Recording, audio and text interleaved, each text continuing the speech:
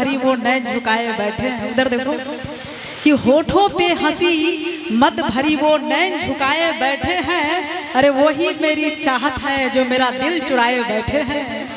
उन्होंने हमें ठुकरा दिया, हम आस लगाए बैठे हैं।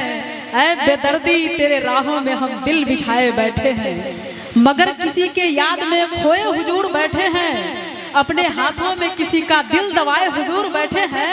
जब हमने पूछा कि आपके हाथों में क्या है, तो उन्होंने बहाना बना दिया कि मेहंदी लगाए बैठे हैं। ताली तो बजा लेंगे कम से कम। क्या बात है। अच्छा, आप इधर घूम के क्यों कह रहे हैं? इधर तो सारे जेंट्स हैं, जेंट्स तो बहुत कम मेहंदी लगाते हैं। आपको जलन क्यों हो रही है? जलन इसलिए हो रहा है कि प्यार हमसे करना चाहिए, आप चिपके हुए हैं। इधर आ जा, इधर आ जा, इधर आ जा।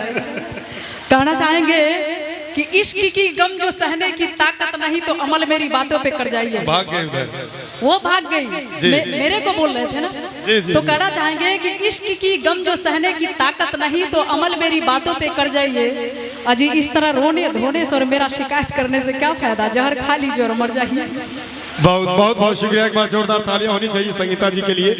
और एक दो और शायरी हो जाए इधर घूम के थोड़ा सा। हाँ बिल्कुल, शायरी हो जाए। अरे आप क्यों दूर बैठे हैं? आप क्यों दूर बैठे हैं? थोड़ा सा और करीब तो आइए। क्या बात है। हाँ। इतना करीब से जी। आप क्यों दूर बैठे हैं पकड़ा के हमें डायरी? आप बोल रहे हैं मुंह से, हम लिख रहे हैं शायरी।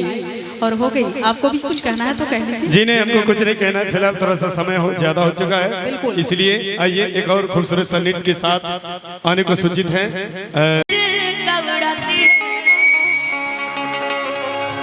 फलानवा के बेटी कौन? मैं ना। फलानवा के बेटी सपनवा में आती है। जानतनी अनुपमा जी ई गाना जो दिन आयल रहे नु, तो एगो गाना डीजे पर बजत रहे। आ सपनवा नाम रहे एगो घरवा के बगलवा में लड़की के मार के लड़ाई कर लेलस कि हमर बेटी पर गावा। तो ओ दिन से हम मंच पर गावल छोड़ देनी, ज्यादा ना गाइला। अच्छा, एक और गाना भी तो था ना। हाँ। कि चुम्मा दे दा खर्चा पानी लेके ये गोरिया, सब ये भी था ना। अबरी दशहरा में इनका साथे हमारे को गाना आयल कि तू तो रोजे लड़ेलू पति से और कित कवन करबू पूजा नया गर्भवती से। वर्ल्ड वाइड से, लेकिन बहुत सुंदर गाना था। बाकी आई फरमाइश भइल बा पुदीना। अच्छा, पुदीना फीलिंग तो सबके पते होई कि आइल बानी तोहरा गलिया। अच्छा, ई पुण्या की आवाज त ना, पुण्या की आवाज बाकी तनी गर्दा करके तनी हल्ला कि आइल बानी तोहरा गलिया। हाँ कि केने बाड़ू हमर ललिया कि देखना यार रहवा के। अरे कैसन भइल बहलिया बढ़ता बेचैनी ये दादा मुश्किल भगिल बाजीना जीना जीना। अब पुदीना के बोले। अच्छा यहाँ से पुदीना बुलवाते हैं। चलिए बोले जरा पुदीना। नेनुआ आप नहीं बोल पा रही है, देखिए एक बार और बोलिए पुदीना।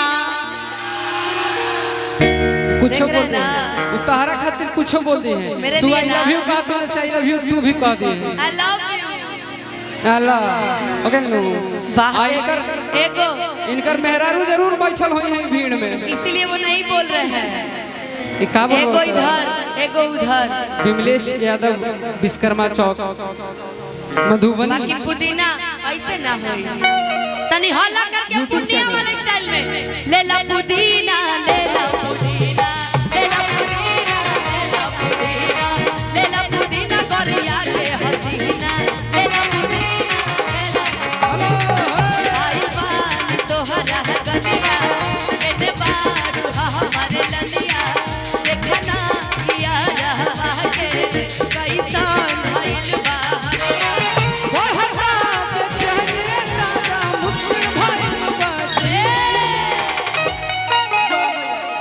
भाई कौन जिला से आइल बड़ी? इनकरा के रोका तनी तब वो कूदा तड़ी। का नाम है राहुल? दिया। दिया बाती। हाँ हाँ हाँ दिया बाती। राहुल का नाम है चश्मा सुष्मिता सेन।